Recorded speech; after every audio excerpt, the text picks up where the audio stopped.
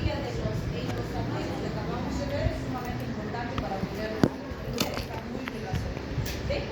Entonces, justamente por esta vía de la ciclooxigenasa, la lipoxigenasa, vamos a decir que pues el bloqueo de la COX-1 o COX-2 es responsable tanto de los efectos terapéuticos como de los efectos adversos cuando hablamos de los AINES. Entonces, decíamos, esta tablita nos resume algunos de los eicosanoides más importantes relacionados con esta vía. Entonces, fíjense, las prostaglandinas clásicas, las prostaglandinas B2, B2 y MP2, están asociadas a vasodilatación, aumento de la permeabilidad vascular, edema, sensibilización de las fibras nociceptivas, a la estimulación por distintos mediadores, ¿sí?, de la inflamación. Entonces, pues estos están ligados al edema, a la inflamación, que está relacionado con estas respuestas, ¿sí? En el caso del tromboxano, el tromboxano está ligado a la agregación plaquetaria. Y como habíamos dicho también en la clase anterior, la agregación plaquetaria es necesaria cuando existe alguna hemorragia, una pérdida de sangre, ¿sí? Y las pérdidas de sangre, las hemorragias, se producen todos los días. Hoy, con seguridad, ustedes han tenido hemorragias, ¿sí? Pero no han percibido, si se fijan, no tienen equimosis, no tienen petequias, o no han visto que ha salido sangre por algún lugar. Y eso es porque su sistema de coagulación ha respondido perfectamente y ha evitado que se pierda sangre, y para eso ha formado un coágulo. Y después de reparar esa lesión, ese coágulo ha sido destruido. Entonces, si mi sistema de coagulación funciona bien, no tengo hemorragias. Pero si funciona de forma excesiva, puedo tener trombosis. Y si se producen trombosis, ¿qué puede pasar? Ese coágulo me produce un infarto de miocardio, me produce un accidente cerebrovascular, y eso también me trae complicaciones. Entonces, los inhibidores de la agregación plaquetaria, cortacordel, se pueden utilizar en situaciones en las que tengo exceso de trombosis o riesgo de trombosis, ¿sí? Por ejemplo, si tienen un paciente que tiene arritmia cardíaca y eso hace que el corazón pues, funcione de forma asincrónica, hay riesgo de que se formen turbulencias, se formen coágulos y esos coágulos vayan a producir una alteración importante, entonces ahí tenemos un problema importante. Por otro lado, las prostaciclinas están relacionadas a otros elementos, como por ejemplo lo que corresponde a la vasodilatación y a la inhibición de la agregación plaquetaria, es decir, son contrarios a los prostaglandinos. Igual que todo en el organismo, las prostaciclinas también tienen una función específica y tendrán que producirse en situaciones que se las necesitan. Pero cuando se producen en situaciones que no se las necesita, más bien nos traen riesgo, ¿sí? Y en el caso de los leucotrienos, si bien hemos visto que cada uno cumple una función y tiene una relación específica con varias funciones, los leucotrienos B4 y C4 son los más relevantes asociados a la hiperreactividad bronquial, como hemos dicho, porque aumentan la permeabilidad vascular, promueven la quimiotaxis de leucocitos y producen contracción del músculo liso o bronquial, ¿sí? También vamos a ver que estos elementos están muy ligados a lo que sería las enfermedades respiratorias, como ya dijimos hace un momento, en el hipotálamo, ¿sí? Bien, entonces siempre que hablamos de AINES, no se olviden que los AINES se les conoce como las enfermedades, como los fármacos de las 4 A's. ¿A qué se refieren las 4 A's? Y les digo, esto jamás se tienen que olvidar porque en base a esto pueden deducir las aplicaciones de los AINES y en qué situaciones pueden utilizarlos, ¿sí? A de analgesia, A de antipirético, A de antiinflamatorio y A de antiagregante plaquetario, 4 A's, ¿sí? Por eso decimos, ¿para qué sirven los AINES? Para dolor, para fiebre, para inflamación y cuando quiero evitar la agregación plaquetaria, ¿sí? Entonces, si tu paciente tiene dolor independientemente de la causa, sirve. Tiene fiebre independientemente de la causa, sirve. Tiene inflamación independientemente de la causa, sirve, ¿sí? Pero fíjense, por decir que tu paciente tiene faringoamigdalitis bacteriana, está con una infección, ¿va a tener fiebre? Sí. ¿Se le va a inflamar la gargantita? Sí. ¿Le va a doler? También. ¿Le va a doler su sirve el AINE? Por supuesto. ¿Va a curar la infección bacteriana? No. Solo está curando los síntomas, ¿sí? O solo está atendiendo los síntomas. El tratamiento específico será darle un antibiótico, ¿sí? Entonces el AINE va a acompañar al antibiótico, porque el antibiótico va a matar la bacteria, sí. ¿Va a quitar la fiebre? No. ¿Va a quitar el dolor? No. ¿Va a quitar la inflamación? No. ¿Y el paciente por qué vino? Por el dolor, la inflamación y la fiebre, ¿sí? Entonces vean, los AINES nos van a servir como tratamiento sintomático, pero normalmente no están afectando la causa específica, ¿sí? Si tu paciente tiene artritis reumatoide, tiene dolor, inflamación, fiebre, impotencia funcional, sus deditos están inflamados, sus manitos están hinchados, ¿te sirve el AINE? Sí. ¿Va a evitar que progrese la artritis reumatoide? No. Tienes que acompañar con un fármaco, que vamos a ver más adelante, ¿sí? Entonces vean, sí me sirve para tratar dolor, inflamación, fiebre, de todas las causas. Normalmente si es leve a moderada, si es grave, a veces necesito otras cosas más, pero me sirve muy bien, ¿sí? Ahora, la antiagregación plaquetaria normalmente no la necesito. Si tiene fiebre no necesito. Si tiene inflamación tampoco necesito. Si tiene dolor tampoco necesito. ¿Cuándo necesito esto? Cuando tiene riesgo de trombosis. Solo ahí, ¿sí? Entonces, en todas las otras situaciones, la antiagregación plaquetaria, ¿qué es? Factor de riesgo, efecto adverso, ¿sí? Entonces, vean, si no se olvidan esto, saben muy bien cuándo puede servirles su marca. ¿Cuáles son los AINES? Ibuprofeno, diclofenaco, ketoprofeno, ahorita los vamos a ver, ¿sí? Bien, este efecto úrico-súrico está ahí como otro color, porque sí se presenta en algunos AINES, pero no en todos. ¿Qué significa úrico-súrico?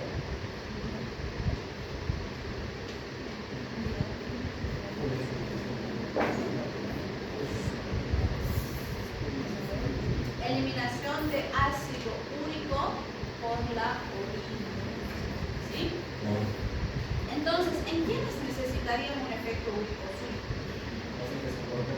Pacientes con gota, ¿se acuerdan en bioquímica que hemos visto contar? ¿Qué tiene el paciente con gota? ¿Tiene dolor? ¿Tiene inflamación? ¿Tiene fiebre? ¿En las articulaciones? Sí, tiene. ¿Tiene impotencia funcional? Sí. ¿Le servirán los AINES? Por supuesto. ¿Le van a curar la gota? ¿Van a bajar el ácido úrico? Si tiene efecto úrico-súrico me va a ayudar, pero no todos tienen. Pero para los síntomas me sirven los AINES, sí. ¿Se acuerdan que dijimos? Puedo darle AINES con alopurinol. ¿El alopurinol qué va a hacer? Controlar la causa, la producción de ácido úrico. Y esto es para controlar los síntomas, ¿sí? Por eso asociamos. Pero, ojo, la aspirina es un AINE. ¿Puedo darle aspirina a un paciente con gota? ¿No? ¿Por qué no?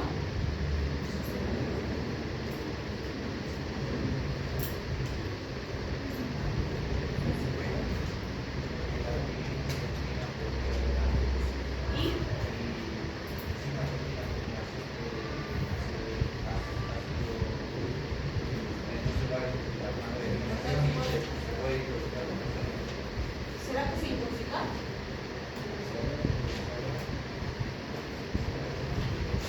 Estabas bien hasta que dijiste intoxicación.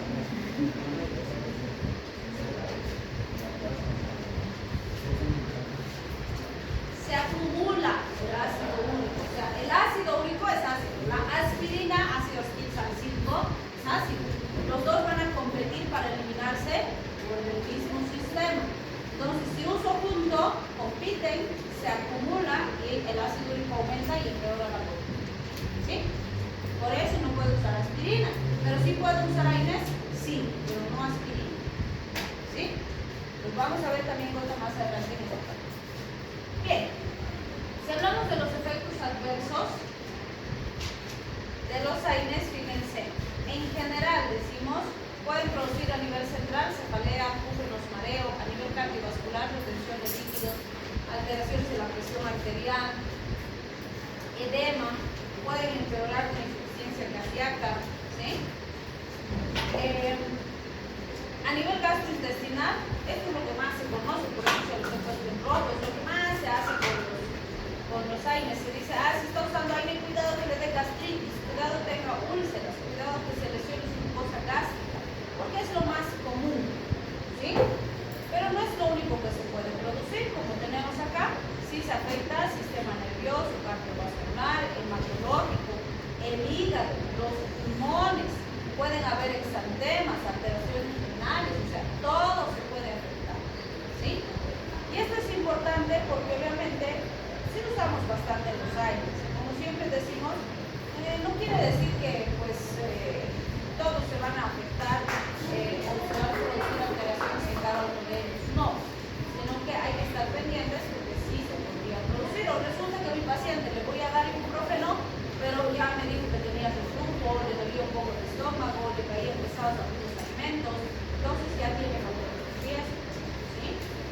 Bien.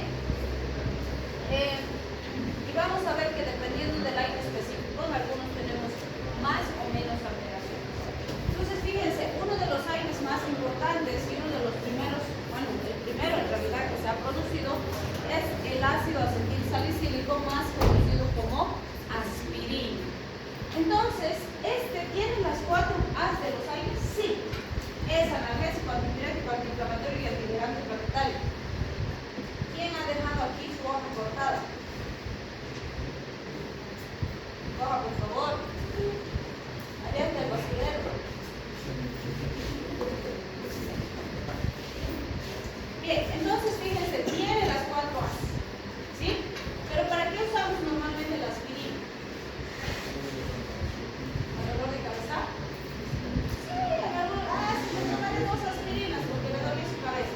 Pero usamos así en horario, le damos cada 8 horas, qué sé yo. Actualmente no. ¿Sí? Usamos principalmente ¿para qué? Para la antiagregación planetaria. ¿En quiénes? En pacientes con cardiopatías, con riesgo de trombosis, porque esos pacientes necesitan evitar la agregación planetaria y van a ver que las dosis son completamente diferentes cuando uso como analgésico, como antiinflamatorio o como antiagregante planetario. ¿Sí? Entonces no se olviden, la aspirina si tiene las 4 A's, se usan con esos fines terapéuticos que se ha usado, aunque hoy se ha restringido bastante su uso a la antiagregación planetaria. También tiene acción queratolítica tópica y van a encontrar varios preparados, lociones, productos de estética, por ejemplo, que tienen salicilatos, por ejemplo, para limpiar la piel, para los granitos y demás, porque sí, ese efecto queratolítico tópico disminuye el acné, ayuda a exfoliar la piel, ¿sí? Entonces también tiene esa aplicación. ¿Qué es lo que va a hacer la aspirina? Inhibe irreversiblemente la COX plaquetaria, es decir, la plaquetita que la aspirina bloquea, nunca más en toda su vida se va a poder agregar a otra plaqueta. ¿Sí? ¿Cuánto es el tiempo de vida útil de la plaqueta? 8 días. 0. Entonces, la pregunta será, estamos diciendo que bloquea de forma irreversible la COX plaquetaria, es decir, esa plaqueta nunca más se va a volver a agregar. Cuando uso aspirina como antiagregante planetario, le doy una dosis cada 24 horas, es decir, una aspirinetita de 100 miligramitos, una sola vez al día, pero cada día. La pregunta es, si su acción es irreversible y la plaqueta va a vivir de 8 a 10 días, ¿por qué no le doy nomás una dosis cada 10 días?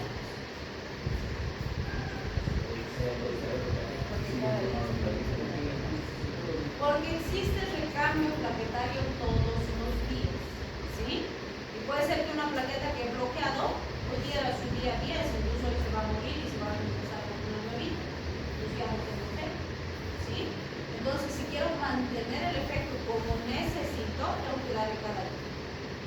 Si pierdo algunas, mantengo otras y me va a producir el efecto que necesito, ¿sí? Bien.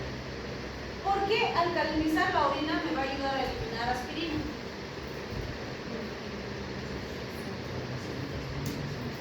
¿Qué?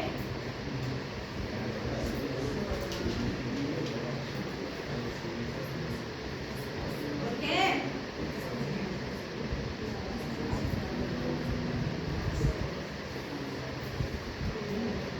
Porque es ácido, pues. Estamos aplicando ecuación de Henderson. Bien. Fíjense en las presentaciones. Hay de 100 miligramitos, hay comprimidos de 500 miligramos. Son las presentaciones más comunes. Habitualmente, fíjense, para conseguir el efecto analgésico antipirético, las dosis suelen ser menores de 600 miligramos día, a veces 200 cada 8 horas o 500 cada 12 horas. En general no se usan dosis altas, o como decía su compañero, se usan PRN. Si le duele su cabeza, pues toma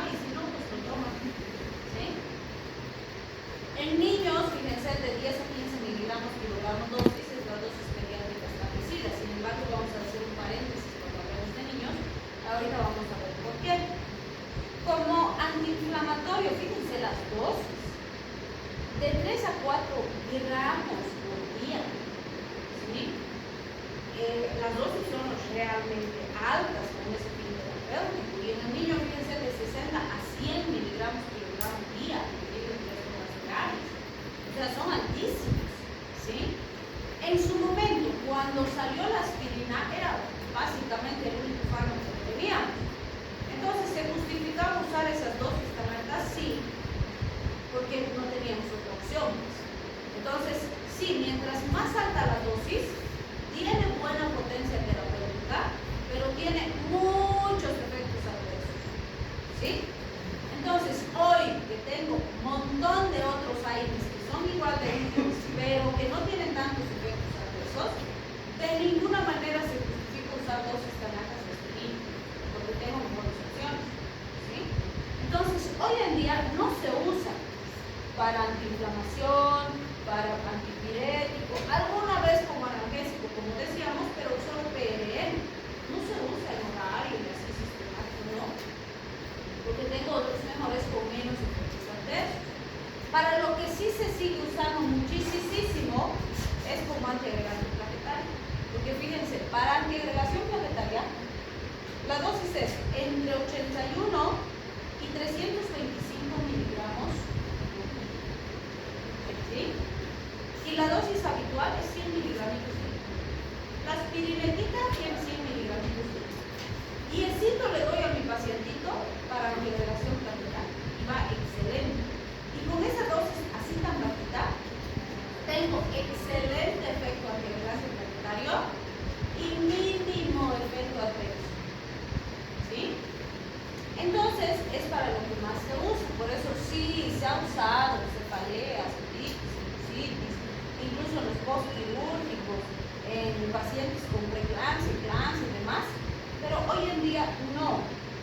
La hemos relegado a accidentes trombóticos, ataques isquémicos transitorios, anginas, trombosis de arterias coronarias y demás, donde hay riesgo de trombosis. Ahí podríamos decir sedentarios, sedentarias, pacientes con varices, pacientes con arritmias cardíacas, o sea, cualquier situación que haga que tengan riesgo de trombosis. ¿Sí?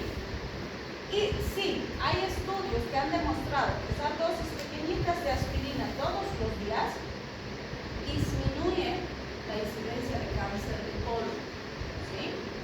Entonces sí vamos a ver que hay otros AINES también que en dosis pequeñas de forma habitual se han demostrado o se ha demostrado que son factores de protección frente a varios tipos de cáncer.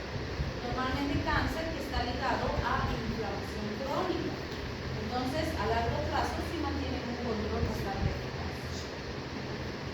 Fíjense los efectos adversos. Es cierto, al ser un AINE, la aspirina puede presentar todos los efectos adversos que hemos descrito para los AINES, pero los más comunes son estos: intolerancia gástrica, úlceras duodenales, gástricas y demás, hepatotoxicidad, asma y exantemas, síndrome de Reye, hemorragias gastrointestinales y toxicidad renal.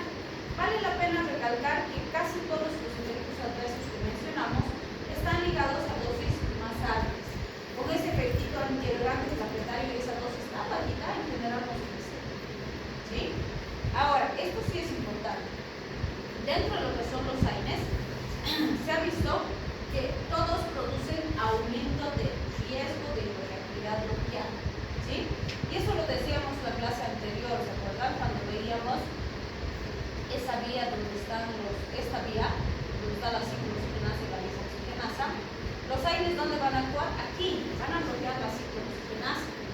Entonces se ha visto que los AINES pueden asociarse a más hiperactividad bronquial y eso está ligado a esta vía, porque han visto que cuando bloqueo la COX se exacerba la lipoxigenasa, es decir, se producen más leucotrienos y eso hace que aumente la hiperactividad bronquial. Y entre todos, la aspirina es la más predisponente al asma. Entonces, de hecho, si el paciente ya tiene antecedentes de hiperactividad, ya tiene bronquitis, ya tiene asma, prohibido darle aspirina. ¿Sí? En segundo lugar está el ibuprofeno. Van a ver que siempre decimos el ibuprofeno,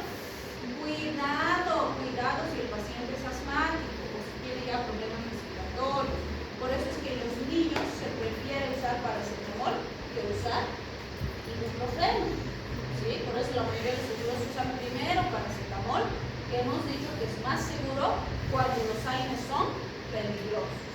¿Sí? Bien, este síndrome de Reye es un elemento súper importante que no se tiene que olvidar nunca cuando hablamos de aspirina. ¿Sí? ¿Qué es el síndrome de Reye? ¿Han escuchado hablar de este en alguna materia, algún dato?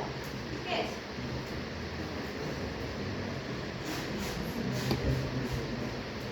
El síndrome de Reye es una encefalopatía grave, peligrosa, ¿sí? Que puede o producir daño cerebral irreversible y secuelas asociadas a esto, o la muerte del paciente pediátrico. Y es característico de la edad pediátrica, ¿sí? ¿Por qué les digo eso? Porque síndrome de Reye, como varias otras patologías, tiene una triada maligna, es decir, que tienen que haber 3 factores y se presentan. ¿Cuáles son los 3 factores? Número 1, paciente pediátrico, ¿sí? Número 2, uso de aspirina. Y número 3, enfermedad viral febril. Entonces, fíjense, cuando un paciente tiene una enfermedad viral febril, ¿qué va a tener? Fiebre. ¿Qué voy a usar para controlar la fiebre? Puedo usar AINES o puedo usar paracetamol. Y si es niño, ya está, tengo bacteria maligna. ¿Se dan cuenta? ¿Y por qué decimos esto? Porque cuando Bayer sacó la aspirina por primera vez hace varios años, y salió su fármaco estrella, no tenía ninguna contraindicación en el paciente pediátrico. Es decir, por eso es que tenemos los estudios, porque en los estudios que hicieron, los 20 años de pruebas y demás, se demostró que era bastante seguro en niños, y en ese entonces no se había descrito síndrome de Reye. ¿Sí? Entonces, ¿qué pasó? Se empezó a usar, pasaron varios años y empezaron a debutar pacientes con síndrome de Reye. Por eso es que me van a decir, ay, pero doc, mi abuelita de chiquitito me daba aspirineta, toma dulcecito, y me daba aspirineta. Claro, sí, nos daban aspirineta. ¿Sí? De hecho, si ustedes revisan la composición del resfriolitol, ¿saben qué tiene? Aspirina. Y les daban las guaguitas. ¿Sí? Y he escuchado a coleguitas decir, si la Bayer ha dicho que la aspirina se puede usar en niños, ¿quién soy yo, un simple mortal, para decir lo contrario? Yo me he reído y he dicho, pensé que tenía cerebro. Simple mortal. ¿No? ¿Por qué? O sea, claro, porque la Bayer ha dicho, está tallado en piedra y así va a ser siempre por los siglos de los siglos. No, la medicina cambia, ¿sí? Y claro, cuando Bayer sacó la aspirina no había síndrome de Reye, por eso no había la contraindicación. Pero hoy hay síndrome de Reye. Y la literatura te dice, no uses aspirina en niños porque hay este riesgo. Cierto, no quiere decir que en cada 100 niños que le des, los 100 van a debutar con Reye. No, pues uno debutará con Reye, ¿sí? O sea, recuerden que les dije, las respuestas idiosincráticas son una lotería. ¿Tienes baja probabilidad de que te salga la lotería? Sí, pero si te sale, te sale. Esto es así, te vas a arriesgar teniendo un montón de otros AINES y de paracetamol que puedes usar, te vas a arriesgar, ¿en serio? Ahí sí te puedo creer que es un simple mortal, pero sin cerebro. Porque siendo simple mortal, sí tienes cerebro, por supuesto que puedes pensar y cuestionar lo que te dice un gigante como Bayer. Por supuesto, ¿por qué no vas a poder cuestionar? No tiene la verdad absoluta nadie. ¿Sí? Entonces, por favor, simples mortales, piensen, eso los va a hacer inmortales. Porque su legado va a quedar porque han hecho bien las cosas. ¿Sí? Entonces, no se olviden, por favor. Y fíjense qué interesante. El síndrome de Reye se ha descrito principalmente en varicela. ¿Sí? ¿Varicela qué es? Una erupción viral. ¿Se produce fiebre? Sí. ¿Y tiene tratamiento específico? No. ¿Qué tienes que hacer? Controlar los síntomas. Entonces, ¿qué haces? Controlas la fiebrecita, cuidas que el chiqui no se rasque sus lesioncitas, que se vayan derramando. En un par de semanas ya está, el chiqui ya tiene inmunidad. ¿Sí? Pero ahí si le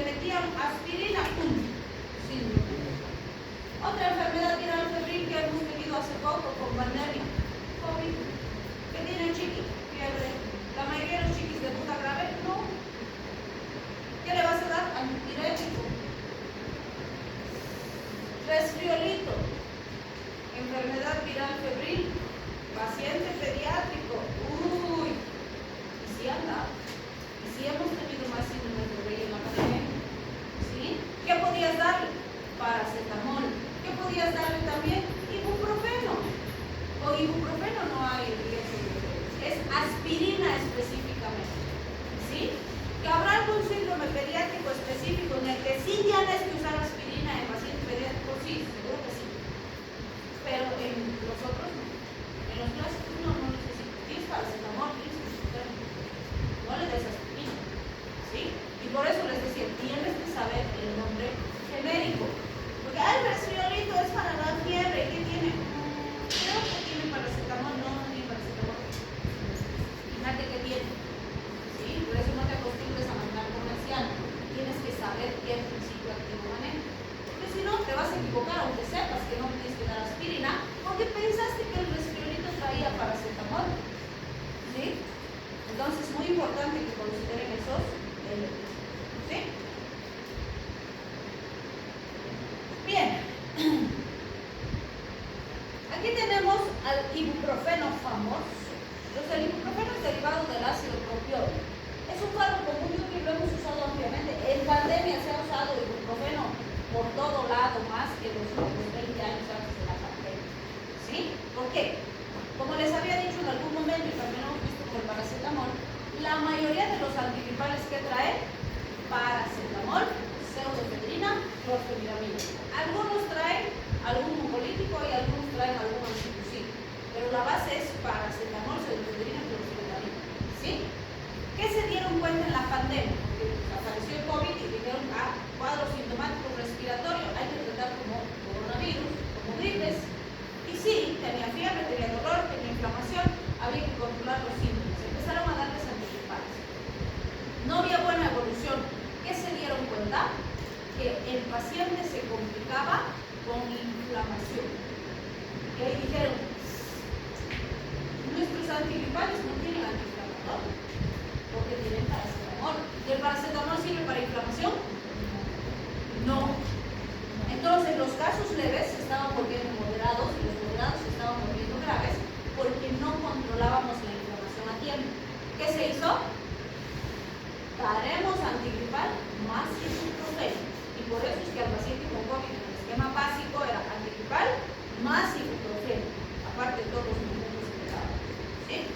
Entonces el ibuprofeno que nos ayudó a controlar la inflamación de forma temprana.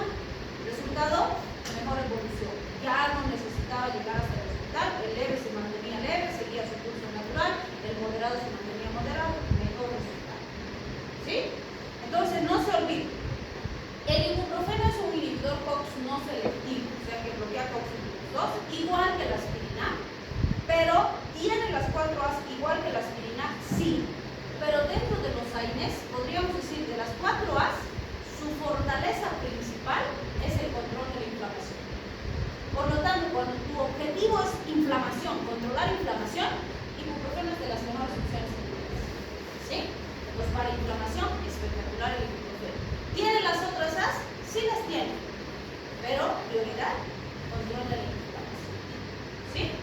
Entonces, la dosis en adulto es de 200 a 800 miligramos cada 6 a 8 horas. En el paciente pediátrico de 5 a 10 miligramos kilogramo dosis cada 8. También puedo darle cada 6, también puedo darle cada 12, también puedo darle PDN, tanto en adulto como en niño. Igual que hemos visto con el paracetamol. Todos los AINES pueden darles en horario y pueden darles PDN.